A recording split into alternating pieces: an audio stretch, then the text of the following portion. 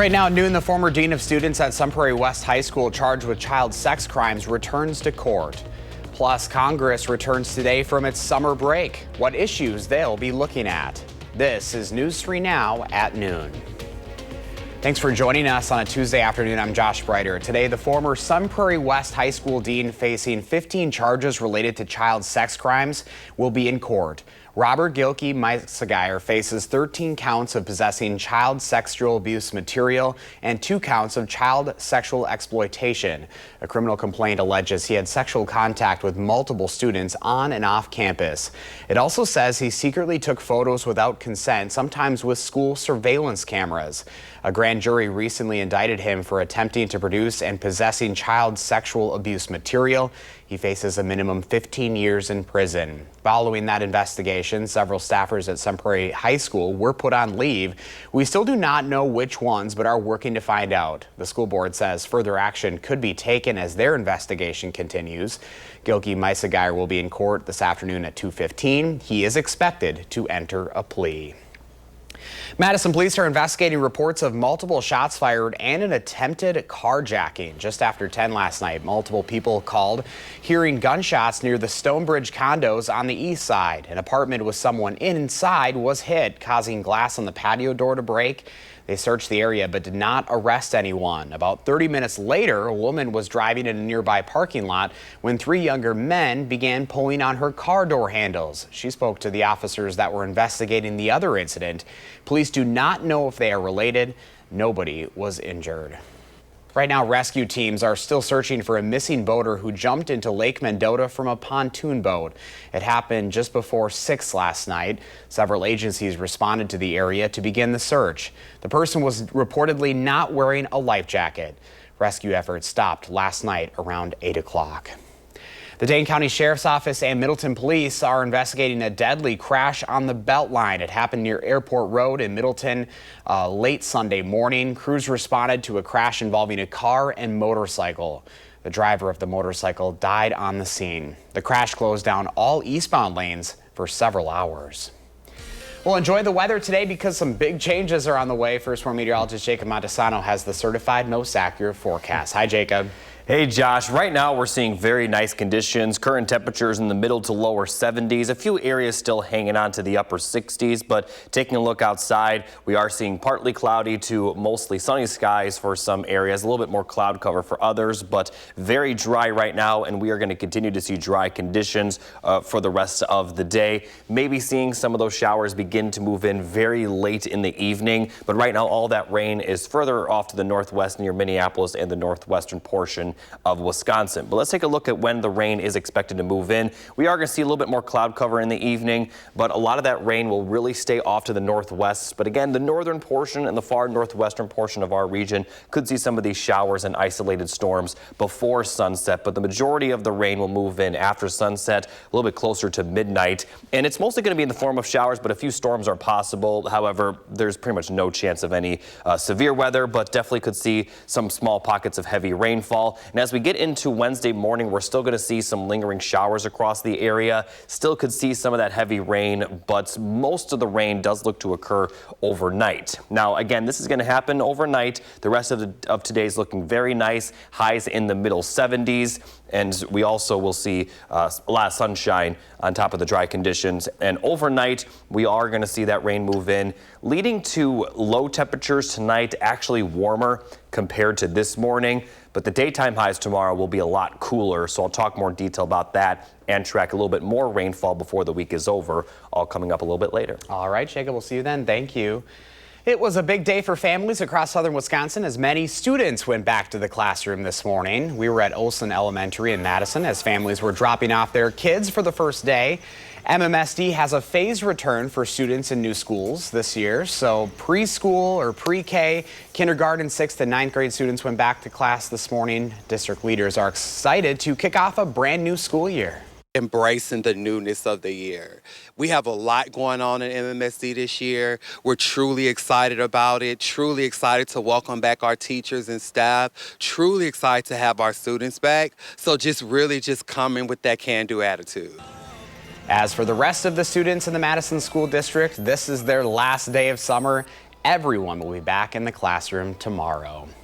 As folks head back to the classroom today, the city of Madison is urging you to be cautious when driving. Some reminders include reducing speeds in school zones, watching for pedestrians and cyclists, and be prepared to stop near crosswalks. Also look out and obey crossing guards. Avoid distractions such as using your cell phones, and be patient when out and about. In Rock County today, there is a new bus route beginning in Beloit. The new east-west route is replacing the Gateway route. It will run year-round. Fare prices remain the same with new discounts for veterans and students. The city is also launching a fare capping system and introducing WISC-Go. WISC-Go allows payment via the UMO app, WISC-Go cards, Apple Pay, Google Pay, and credit and debit cards. Congress returns from recess today with a full agenda. They'll work on averting a government shutdown while also demanding answers from the Health and Human Services Secretary about the CDC shakeup. Here's Natalie Brand. Lawmakers back from summer recess already face a September 30th funding deadline to avoid a government shutdown. Democratic leaders are calling for a bipartisan meeting and accuse Republicans of threatening to go at it alone. Under the Senate filibuster rules, Democratic votes are going to have to be at the table, but we have to get spending under control here in Washington to get this country back on track. There is a bipartisan push for more information and transparency around convicted sex offender Jeffrey Epstein and co-conspirator Ghislaine Maxwell. Today, the House Oversight Committee is scheduled to meet privately with survivors. And Wednesday, Kentucky Congressman Thomas Massie and California's Ro Khanna will hold a news conference with victims as they push for a bill requiring the Justice Department to release all documents related to the case. They will be telling their story, and they will be saying clearly to the American public that they want the release of the Epstein files for full closure on this matter. Following the Trump administration's shakeup at the CDC and firing of Director Susan Monteraz, there are also calls from both Republicans and Democrats for oversight and answers. A New York Times op-ed from 9 former CDC directors and acting directors accused Health and Human Services Secretary Robert F. Kennedy Jr. of endangering public health, pointing to recent cuts at the agency and changes to vaccine policy. The concerns that they outline are really about politics and ideology taking precedence over public health and science. Secretary Kennedy will face questions on Thursday, testifying before a Senate committee, his first appearance on the Hill since the agency's overhaul. Natalie Brand, CBS News, the White House. Coming up next on News 3 Now at noon, why President Trump is calling on pharmaceutical companies, plus how the Trump administration's immigration policies are reshaping the U.S. workforce.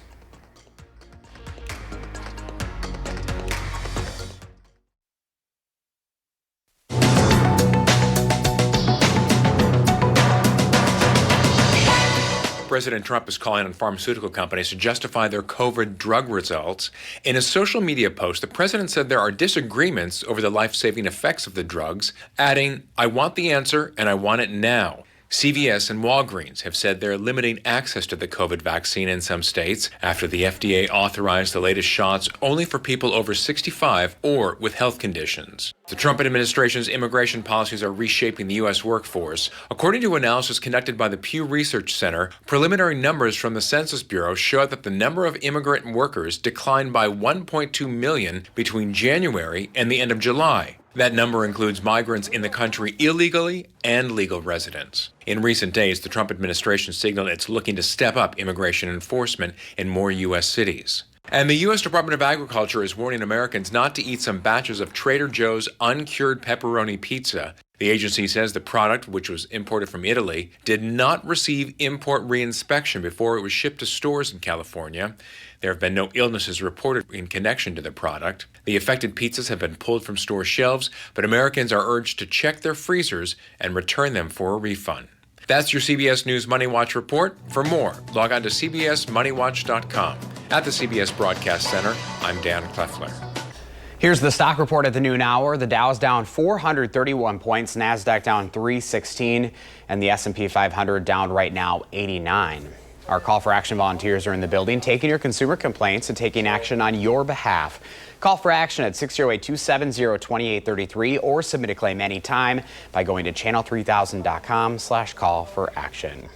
We'll have your farm numbers ahead along with the first warn forecast as we track some rain and cooler temperatures this week. Then later on Live at 4, Dr. Jeff Potoff of UW Health stops by to talk about a new study on reducing dementia risk.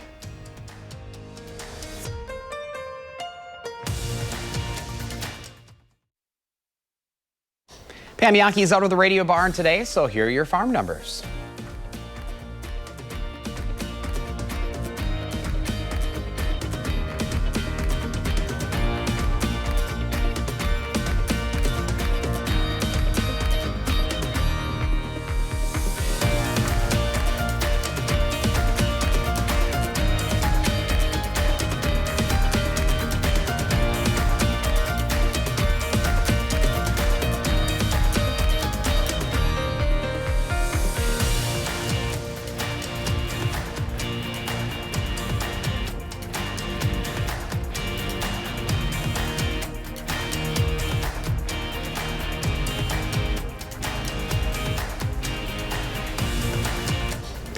The Green Bay Packers are a football team steeped in tradition, and some fans celebrated another one this weekend. Every Labor Day, they paint a new motivational slogan in green on the Packers fence just across the street from Lambeau.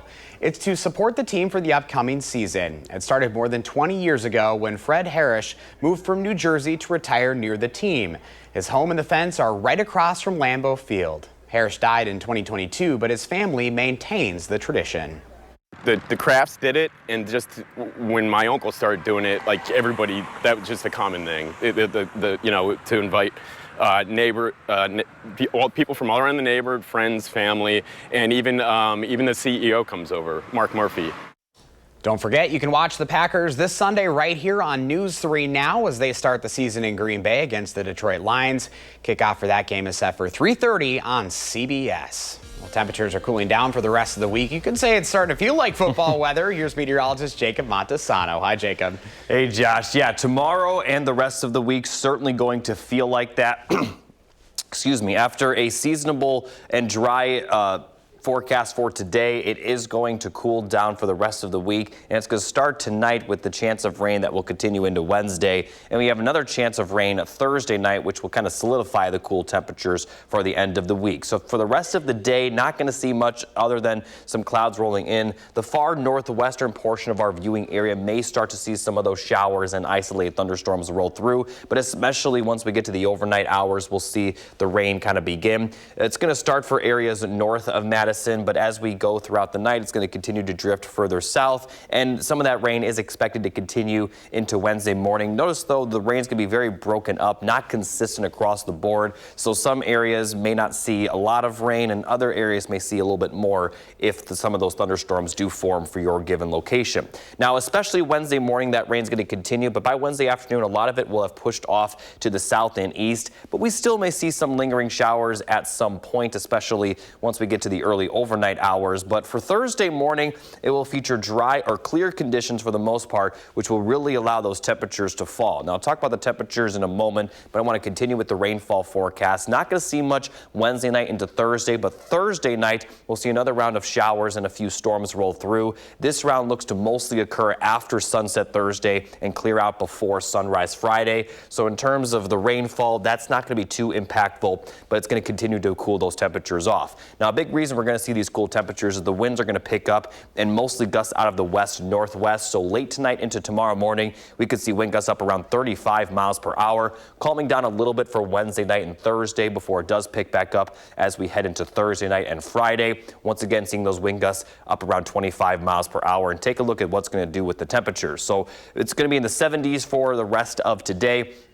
And because of cloudy skies, overnight lows will actually be warmer tomorrow morning compared to this morning with lows around 60. But these temperatures not really going to go much further from what we're going to see in the morning to the afternoon hours. And if anything, those temperatures may fall throughout the afternoon as highs will only be in the 60s. And then as we head to Wednesday night and Thursday morning, we could be talking about low temperatures in the lower 40s. And for Thursday, despite the dry weather, we're still only talking about highs in the 60s. And looking at the forecasted highs for the next several days, they may only be in the lower 60s for Thursday and Friday. Now from there, they are going to warm up but still remain below normal. Notice the normal high in the upper 70s, and we may not be back to where we are today for quite a while. Now before I show you the full 10-day forecast, here's a look at the Green Bay Packer forecast. It does look very, very nice with plenty of sunshine and temperatures in the 60s, light wind overall, enjoy the game at Lambeau. 3:25 against the Lions. Kickoff specifically is at 3:30, and it's going to have we're going to have a very similar forecast here in Madison on Sunday. It's going to be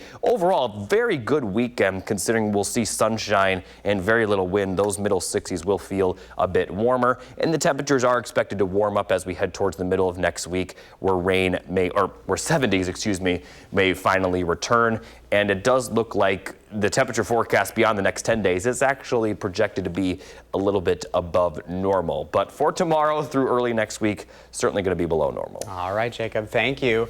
Well, today Howard shares some interesting facts about eggplants in the Mr. Food Test Kitchen. Hey, I've got a question for you. Do you know how to tell a male eggplant from a female eggplant? Nope, I'm not kidding. There really are male and female eggplants. And to tell the sex of an eggplant, you'll look at the indentation at the bottom.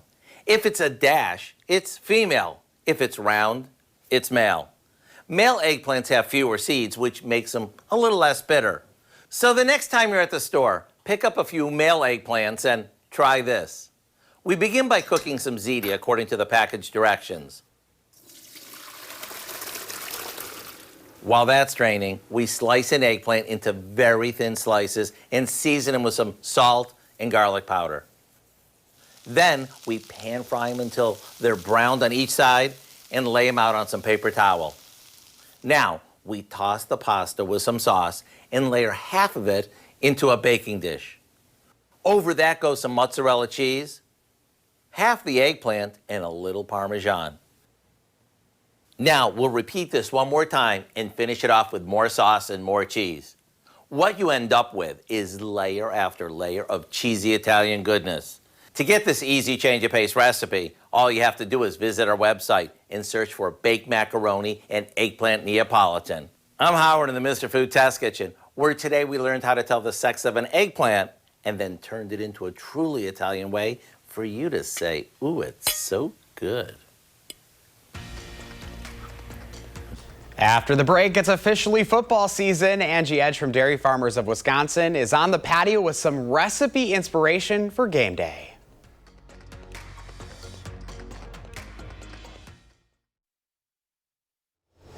Well, welcome back this afternoon. Angie Edge from Dairy Farmers of Wisconsin is joining us on the patio today because we're soaking up all the sunshine. Yeah, it is a beautiful day for Wisconsin cheese, It really right? is, and you're helping us kick off football season in style. Yeah. What are we talking about today? Yeah, well, you know, football season isn't complete without a Wisconsin cheese board, a Wisconsin cheese dip, Wisconsin cheese appetizers, and this has all of my favorite ingredients in it. Who doesn't love corn, bacon, and Wisconsin cheese together? All the good things. All the good things. Sign me up. So I'm just going to start over here on a stovetop. I did this ahead of time, but I took 1 cup of whole milk along with some real Wisconsin butter, lots of more dairy. Yum. Heated that on the stovetop with some flour, got it to a nice thick consistency, and then adding in some pepper and some garlic powder, and then of course some chopped Wisconsin bacon too. Looks great. And then also the star ingredient is the sweet corn and the cheese. So we used 1 cup of the Wisconsin Marica Gouda cheese, and then one is an aged cheese and one actually has bacon right in the cheese as well. I love that. Bacon, cheese. I cooked it in the oven, mixed it all together here for about 25 minutes. You know, you could also, football season, you could cook it in a crock pot as well. Yeah. Keep it nice and warm. You can serve it with some tortilla chips, some pita chips, but those cheeses, Gouda's known for, really melting great together.